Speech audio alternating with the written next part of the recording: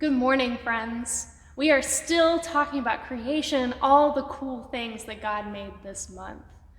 Now, when I was little, all of my family lived on farmland, somewhere in a different part of the US, and so driving to them always meant these long car rides where I would look out the window and all I would see is fields.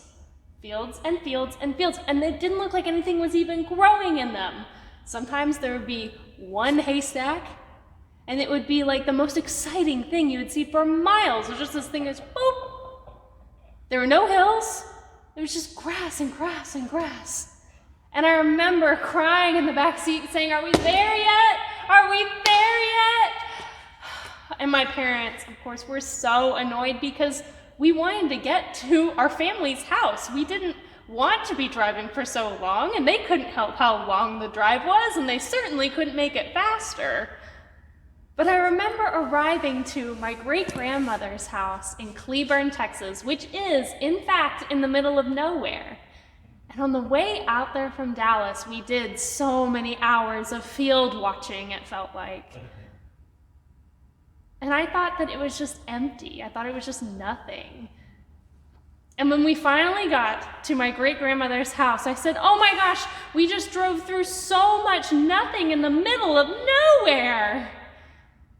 And my great-grandmother, who is so wise, said, "It looks like you are looking at nothing,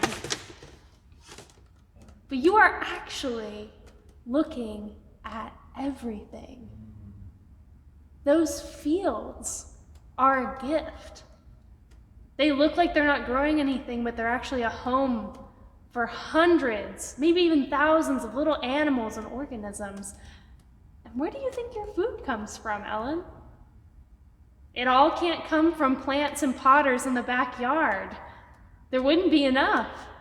It has to come from a place where there is space. No space on this planet is wasted by God." I think about that this week as we're talking about farmland. No space is wasted. Sometimes we hurt the earth because we don't use our farmland well. We don't value it like my great-grandmother probably thought about it.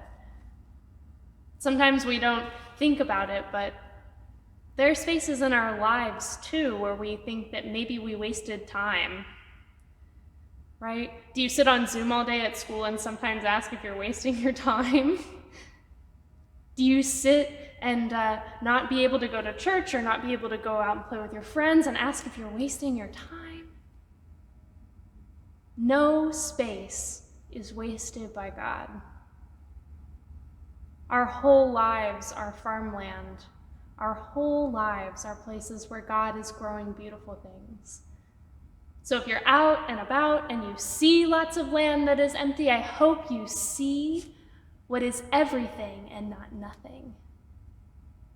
Thanks be to God for such wonderful, cool creation. Amen.